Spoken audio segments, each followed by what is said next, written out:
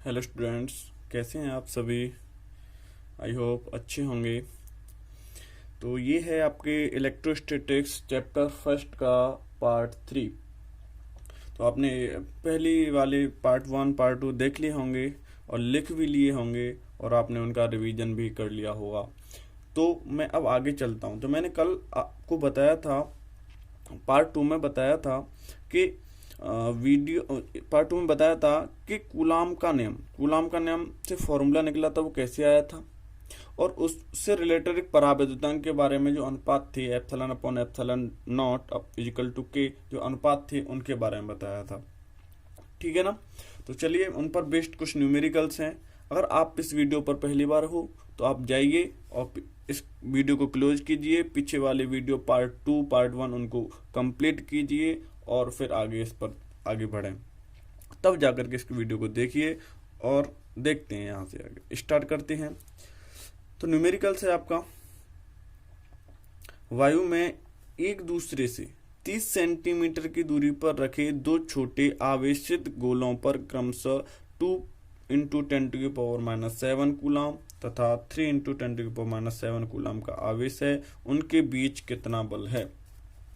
तो हम सबसे पहले क्या लिखेंगे, आर बराबर कितना दे रखा है, 30 सेंटीमीटर। कितना दे रखा है, 30 सेंटीमीटर। अब ये सेंटीमीटर में है लेकिन होना किस में चाहिए, एम के एस पद्धति में। तो सीधी सी बात है, हम क्या करेंगे, इसे मीटर में कन्वर्ट करेंगे और मीटर में कन्वर्ट करेंगे तो क्या हो जाएगा, 30 इंटू 10⁻⁻2 मीटर। समझ में आ रहा है। चलिए, मीटर से सेंटीमीटर से मीटर में कन्वर्ट कर लिया, 100 से भाग दे लिया, या फिर 10⁻2 से मल्टीप्लाई कर लेते हैं, कुछ भी कर लेते हैं। अच्छा, दो छोटे आवेशित गोले हैं, ये हैं ऐसे करके है कुछ। पहला है इस पर Q1, दूसरा है Q2 मान लेते हैं। तो जो Q1 आवेश है वो क्या है, 2 इंटू 10⁻⁻7 कूलाम, और जो Q2 आवेश है वो कितना है, 3 इंटू 10⁻⁻7 कूलाम। ये दो आवेश है। तो हमें इन दोनों के बीच बल की ज्ञात करना है, बल ज्ञात करना है। तो बताइए दोनों पर कैसा आवेश है, पॉजिटिव आवेश है। पॉजिटिव आवेश है तो दोनों के बीच बल कैसा होगा, प्रतिकर्षण बल होगा। जब प्रतिकर्षण बल होगा तो अब इसे कैसे करेंगे, तो कूलाम का नियम क्या है, बल का ही तो नियम है। कूलाम का नियम बल का ही तो नियम है, लगा दीजिए कूलाम का नियम। तो F बराबर फॉर्मूला लगाएंगे तो 9.0 into 10⁹ Q1 Q2 upon r square, Q1 Q2 upon r square लगाते हैं। तो F बराबर यहाँ से करेंगे तो ये हो जाएगा, यहाँ पर लगाते हैं 9.0 इंटू 10⁹, Q1 की वैल्यू कितनी है, 2 इंटू 10⁻⁻7, Q2 की वैल्यू कितनी है, 3 इंटू 10⁻⁻7 अपॉन आर स्क्वायर यानी तो इसका स्क्वायर करेंगे तो कितना हो जाएगा, 30 का स्क्वायर, चलो मैं ऐसे लिख देता हूँ, स्क्वायर इंटू 10⁻⁻2 का स्क्वायर ऐसे लिख देता हूँ। तो इसको सॉल्व करेंगे तो आंसर आएगा हमारा, इसको सॉल्व कर लीजिए, आंसर आएगा 6 इंटू 10⁻⁻3, 6 इंटू 10⁻⁻3 मात्रक हो जाएगा न्यूटन। बल किसका लगेगा, प्रतिकर्षण का, रेपल्सन। ठीक है ना, क्योंकि दोनों पॉजिटिव आवेश हैं, समान आवेश हैं। जब समान चार्ज होते हैं, सेम चार्ज होते हैं, तो उनमें रेपल्स प्रतिकर्षण का बल लगता है। ठीक है ना। चलिए, अगर आप इस चैनल पे नए हैं तो आप जाइए, इससे पहले वाले वीडियो को जरूर देखिए, तभी आपकी समझ में अच्छा आएगा। और वीडियो को कंप्लीट देखा करो, जब तक कंप्लीट नहीं देखोगे तब तक अच्छी तरीके से समझ में नहीं आएगा। ठीक है ना। कॉपी पेन हाथ में रखें, मैं पहले से ही बोलता चला आ रहा हूँ, कॉपी पेन हाथ में रखें और साथ ही साथ लिखने की कोशिश करें और अपने नोट्स बनाते हुए चलें। ठीक है ना। चलिए, चैनल को लाइक शेयर सब्सक्राइब करते रहिएगा। ठीक है ना। चलिए, इसी प्रकार दूसरा है, तो 0.4 माइक्रोकूलम। देखो ये म्यू इसे बोलते हैं, म्यू, और क्या पढ़ते हैं, माइक्रो कूलाम, सी को कूलाम पढ़ते हैं, तो ये हो जाएगा 0.4 माइक्रो कूलाम कि किसी छोटे गोले पर किसी अन्य छोटे गोले आवेशित गोले के कारण वायु में 0.2 न्यूटन बल लगता है।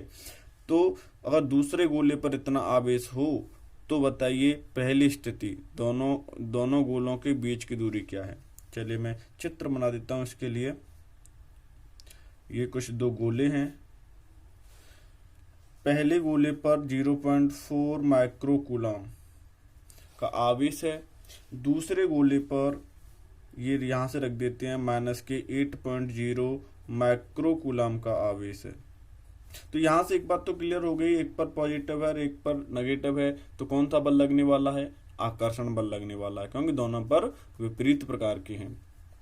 चलिए अब वो कह रहा है कि इन दोनों के बीच जो फोर्स काम कर रहा है वो कितना है? 0.2 न्यूटन। इन दोनों के बीच जो फोर्स काम कर रहा है वो 0.2 न्यूटन है। ठीक है ना। चलिए अब हम इसको सॉल्व करते हैं। तो देखिए पहले इसको Q1 मान लेते हैं, इसको Q2 मान लेते हैं और क्या लगाते हैं? कूलम का नियम क्या होता है? F बराबर 1/4πε0 Q1 Q2 अपॉन r², या F बराबर 9.0 × 10⁹ Q1 Q2 upon r²। Video को दोबारा देखिए, इससे पिछली वाली वीडियो को दोबारा देखिए और वहां पर देखिए वो कैसे आया। ठीक है ना। और इस पर बेस्ड क्वेश्चन कैसे आते हैं, जरूर देखिए इस चीज को। ठीक है। अब देखो यहाँ पर Q1 है माइक्रोकूलम, तो एक माइक्रो में 10⁻⁶ होते हैं, तो हम लिख सकते हैं ऐसे यहाँ से Q1 बराबर 0.4 10⁻⁶ कूलम। माइक्रो को हटा दिया हमने, -6 का मल्टीप्लाई कर दिया। ऐसे ही यहाँ पे कर सकते हैं। तो Q2 बराबर क्या हो जाएगा? 8.0 × 10⁻⁶ कूलम। समझ में आ रहा है? ठीक है। माइक्रो को हटाते हैं तो 10⁻⁶ का मल्टीप्लाई करते हैं। ठीक है। अब लगाते हैं फोर्स। अब फोर्स कितना है हमारे पास? 0.2 न्यूटन। तो वही फोर्स का फॉर्मूला लगाते हैं, F = 9.0 × 10⁹ Q1 Q2 upon r²। r हमें ज्ञात करना है। पहली स्थिति में हमें क्या ज्ञात करना है? बीच की दूरी क्या होती है? r ही होती है। चलिए करते हैं। तो फोर्स कितना है? 0.2 न्यूटन। 9.0 10⁹ Q1 कितना है हमारे पास? 0.4 × 10⁻⁶। Q2 कितना है हमारे पास?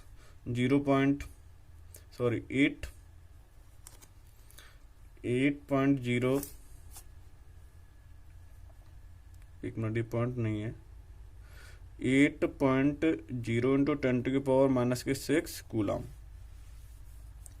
अपॉन r² को r² लिखे रहने देंगे।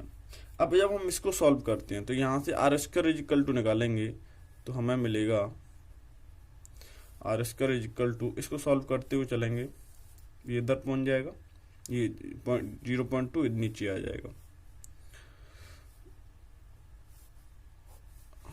0.2 नीचे आ जाएगा, ये हो जाएगा। कर लीजिए। 9 4 36 है।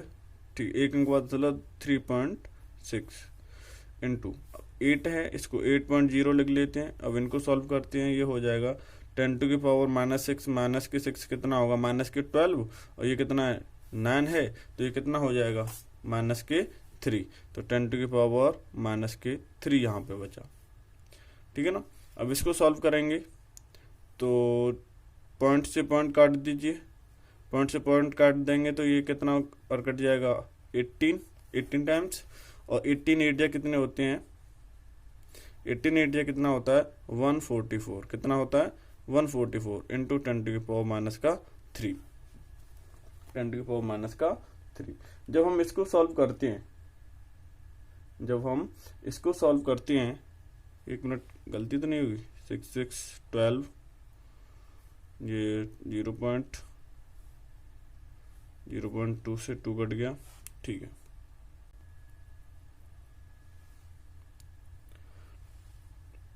ठीक है, तो इसमें पॉइंट की गलती है कहीं? ऐसा तो नहीं। चलो यहाँ पे हम 0.8 कर लेते हैं। यहाँ पे ये क्या है? 0.8 हो जाएगा, तो ये भी कितना हो जाएगा? 0.8 हो जाएगा, तो ये कितना हो जाएगा? यहाँ पे भी कर लेते हैं 0.8, पीछे से काट देते हैं, ये हो जाएगा 14.4। इसको सॉल्व करेंगे तो ये हो जाएगा 144 इंटू 10⁻⁻⁴। तो आर स्क्वायर वर्गमूल लेंगे तो कितना आएगा, आर बराबर आ जाएगा, ये किसका होता है 12 इंटू 10⁻⁻² मीटर, क्योंकि दूरी मीटर में है। सेंटीमीटर में करेंगे तो क्या कर देंगे, सबसे गुणा 12 सेंटीमीटर। समझ में आया नहीं आया? नहीं समझ में आया तो एक बार फिर दोबारा से देखिए और फिर दोबारा से करने की कोशिश कीजिए। एक बार ये सारे क्वेश्चंस हैं, आप लोग क्या वीडियो पॉज किया करें और फिर देखा करें इसमें कैसे होगा ये। ठीक है, ओके। अगला क्वेश्चन है हमारा, यदि शुद्ध जल का परावैद्युतांक 81 हो तो इसकी निरपेक्ष विद्युतशीलता का मान ज्ञात कीजिए। तो ये क्या है, के का मान कितना दे रखा है 81, के का मान कितना दे रखा है 81, निरपेक्ष विद्युतशीलता ज्ञात करनी है। तो क्या मैंने फॉर्मूला बताया था, एप्सिलॉन बराबर होता है एप्सिलॉन 0 के। तो क्या निकालना है हमें, निरपेक्ष विद्युतशीलता, निरपेक्ष यानी माध्यम वाली। अब माध्यम वाली निकालनी है तो एप्सिलॉन बराबर, इसका मैंने बताया था निर्वात के लिए हमें याद होना चाहिए 8.85 इंटू 10⁻⁻⁴ इंटू के का मान कितना है 81। इन दोनों का मल्टीप्लाई करेंगे तो कितना हो जाएगा, ये 1 × 5 और इसको सॉल्व करेंगे तो यहां से अलग से मल्टीप्लाई कर लीजिए आप लोग।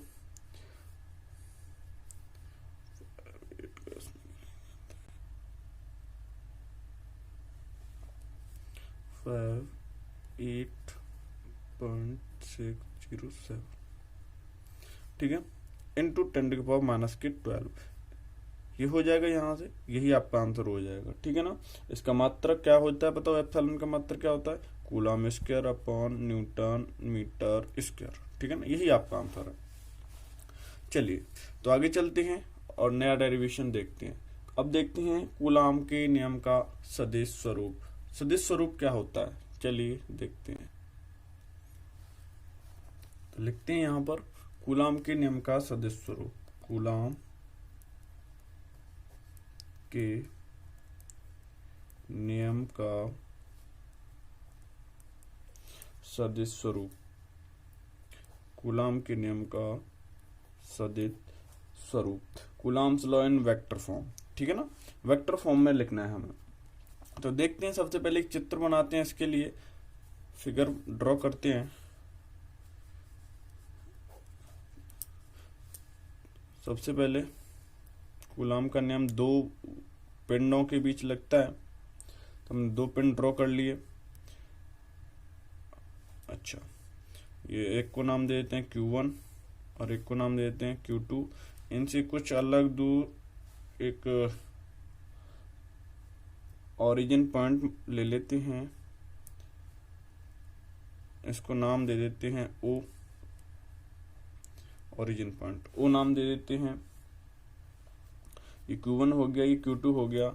O से इसकी दूरी क्या मान लेते हैं, स्मॉल r1 वेक्टर, और O से Q2 की दूरी मान लेते हैं स्मॉल r2 वेक्टर। ठीक है ना।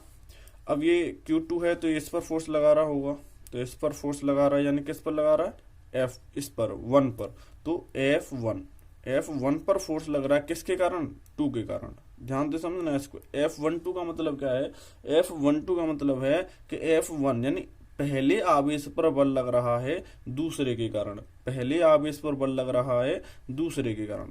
समझ में आ रहा है ना। इसी प्रकार ये भी इस पर बल लगाएगा, जब ये भी इस पर बल लगाएगा तो ये कितना हो जाएगा भाई, इन दोनों के बीच जब ये इस पे इतना फोर्स लगा रहा है तो उतना ही फोर्स ये लगाएगा इस पर, तो कितना हो जाएगा, ये F2 यानी दूसरे पर बल लग रहा है, किसके कारण, पहले के कारण।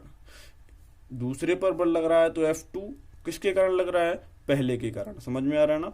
ठीक है, तो ये हो गया। ऐसे इस पर F12 यानी पहले आवेश पर बल लग रहा है दूसरे के कारण, और इस तरफ करेंगे तो ये इस पर फोर्स लगाएगा, तो ये दूसरे आवेश पर बल लग रहा है पहले के कारण। इनको इस तरीके से रिप्रेजेंट करते हैं। तो आप लोग इनको लिख सकते हो। ठीक है, ऐसे माना Q1 Q2 इसके कारण इस पर फोर्स लग रहा है, आप लोग लिख लेना खुद स्वयं। इसको Q1 नाम दिया, इसको Q2 नाम देते हैं। ये ओरिजिन पॉइंट है, ठीक है, अब देखते हैं यहां से अगर इसका सदिश दूरी देखते हैं, जो सदिश विस्थापन है, सदिश विस्थापन है वो देखते हैं, तो यहां से इसका सदिश विस्थापन देखा जाए तो क्या होगा, सदिश विस्थापन आर स्मॉल आर 2 1, क्या होगा 2 1, स्मॉल आर 2 1, ठीक है, 1 से 2 की ओर, 1 के कारण 1 से 2 की ओर, ठीक है ना। अच्छा, यानी Q1 से इंगित करता है Q2 की ओर, ये R21 क्या कर रहा है, Q1 से इंगित करता है Q2 की ओर, यानी R2 यानी Q2 की ओर जा रहा है ये, ठीक है ना। और इधर से देखेंगे तो ये किस तरफ जा रहा है, 1 की ओर, तो यहाँ पे हो जाएगा R1 की ओर जा रहा है, किधर से, 2 से, तो ये हो जाएगा R12, इन पर वेक्टर्स लगा लेंगे। अगर इन दोनों के बीच का गैप देखा जाए तो गैप निकालने के लिए ये इधर से जाएगा तो ये इधर से जाएगा, तो दोनों बराबर होंगे तो कोई सा एक निकाल लेते हैं हम लोग। कोई सा एक निकालने के लिए क्या लिख लेंगे हम यहाँ पे लिख लेंगे R21 vector is equal to R2 vector minus का R1 वेक्टर, ये सदिश रूप है R1 वेक्टर, ठीक है ना।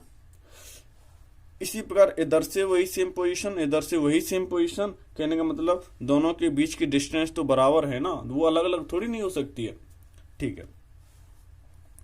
ये हो गया यहां तक, तो आगे बढ़ते हैं इसमें। अब आगे क्या करना है देखिए, चलते हैं।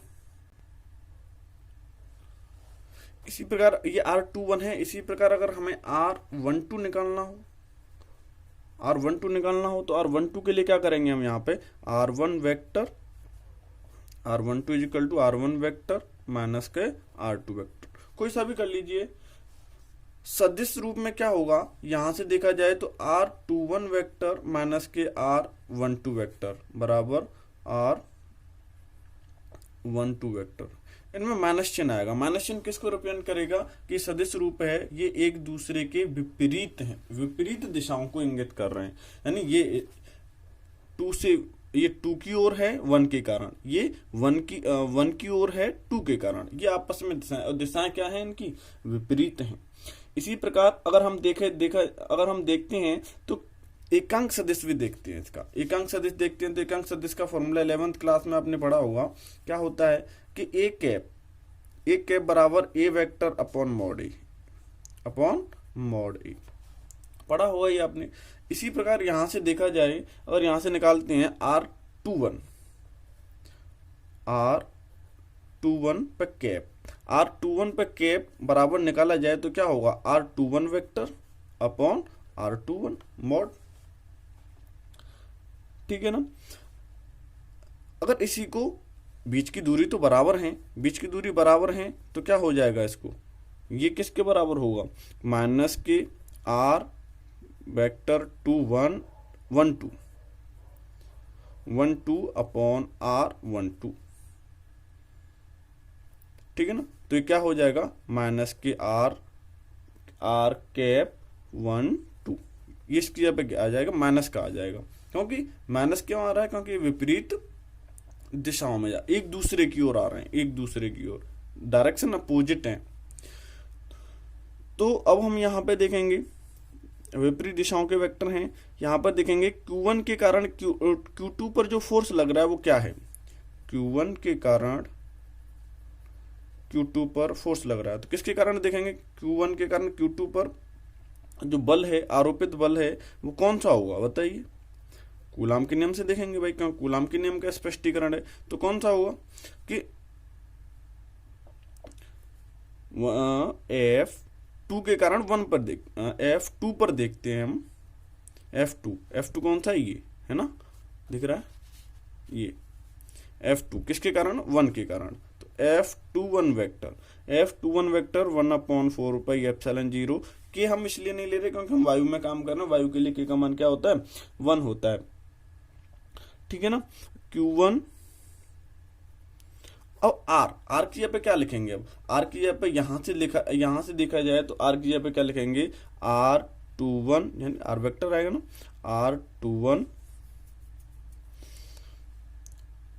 R21 का स्क्वायर इनटू सदिश में R21 पे कैप, ये आएगा। इसी प्रकार Q2 के कारण Q1 पर आरोपित बल देखा जाए तो क्या हो जाएगा, इस जगह पर माइनस आ जाएगा। तो यहां से हमें क्या मिलेगा, यहां से 1/4πε0 Q1 Q2 अपॉन R क्या आएगा 2/1 स्क्वायर, या फिर माइनस लगा लीजिए 1/2 कर लीजिए, या 2/1, हाँ ऐसे कर लीजिए 2/1 माइनस का R2/1 क्या। यहां से देखेंगे तो क्या मिलेगा, F12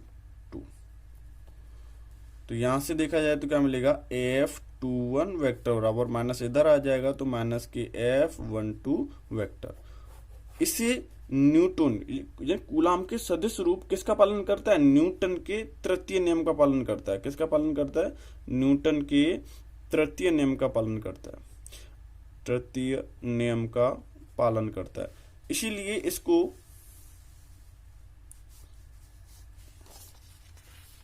मैं इसको ऊपर कर रहा हूं, इसीलिए इसको न्यूटोनियम का भी नियम कहते हैं। इसलिए इसको क्या कहते हैं, न्यूटोनियम का नियम या न्यूटोनियम भी कहते हैं। ठीक है ना। चलिए, तो कूलाम के नियम का सदिश रूप ये हो गया हमारा। अब देखते हैं कूलाम के नियम की सीमाएं। क्या लिखते हैं, कूलाम के नियम की सीमाएं। तो पहला पॉइंट लिखिए, आप खुद लिखते हुए चलिए। कूलाम का नियम केवल बिंदु आवेशों के लिए लागू होता है। पहला पॉइंट है, कूलाम का नियम केवल बिंदु आवेशों के लिए लागू होता है, आवेशों के लिए लागू होता है। दूसरा पॉइंट है, कूलाम का नियम विरामावस्था में स्थित आवेशों के लिए लागू होता है। कूलाम का नियम किसके लिए लागू होता है, जो विरामावस्था में हो, और विरामावस्था में हो। कूलाम का नियम विरामावस्था में स्थित आवेश कौन सी अवस्था में हो, विरामावस्था में स्थित आवेश, इसके लिए लागू होता है। ठीक है ना। तीसरा पॉइंट लिख लीजिए इसका। तीसरा पॉइंट होता है, कूलाम का नियम आवेशों के मध्य अति अल्प दूरी 10⁻⁻15 मीटर की कोट से अति अधिक दूरी तक लागू होता है। इतनी 10⁻⁻15 मीटर से अधिक होगी, उसके लिए लागू होगा। इससे अधिक होनी चाहिए। अब अधिक कौन सी हो सकती है, आप लोग सोचेंगे 10⁻⁻14 अधिक है। अब ये से मत कर देना 10⁻16 अधिक है, 16 तो और कम हो गया, तो इससे अधिक के लिए लागू होता है। यानी 10⁻14 13 ऐसे आगे ऊपर बढ़ते चलेंगे। माइनस में संख्या कैसी होती जाती है, नेगेटिव होती जाती है, कम होती जाती है। जैसे पावर्स बढ़ेंगी संख्या कम होती जाएगी। तो इससे अधिक के लिए अधिक क्या हुआ, 10⁻14 13 12 है ना, ये सब अधिक है। चलिए, तो इस वीडियो में बस इतना ही। आगे मिलते हैं नेक्स्ट वीडियो में, और नेक्स्ट वीडियो में मैं आपको विद्युत क्षेत्र की तीव्रता के बारे में पढ़ाऊंगा। अगर ये वीडियो आपको पसंद आई है तो इसको लाइक कीजिए, ज़्यादा से ज़्यादा शेयर कीजिए और चैनल को सब्सक्राइब कीजिए। ठीक है ना। मैं आपको इस YouTube चैनल पर पहले इनके डेरिवेशंस कराऊंगा, डेरिवेशन के साथ साथ जो भी इंपॉर्टेंट क्वेश्चन है वो इंपॉर्टेंट क्वेश्चन कराऊंगा, और उसके बाद आपको जो बोर्ड से रिलेटेड होगा वो बोर्ड से रिलेटेड जो भी न्यूमेरिकल्स आए हैं, जो प्रीवियस ईयर्स में जो अनसोल्ड हैं, उनको मैं कराऊंगा। ठीक है ना। तो वीडियो को शेयर कीजिए, लाइक कीजिए, सब्सक्राइब कीजिए चैनल को, और ठीक है, जो भी डाउट्स है आपके, उस डाउट्स को कमेंट सेक्शन में जरूर लिखें। कमेंट सेक्शन में कमेंट जरूर लिखें। Thank you. जय हिंद, जय भारत। ओके।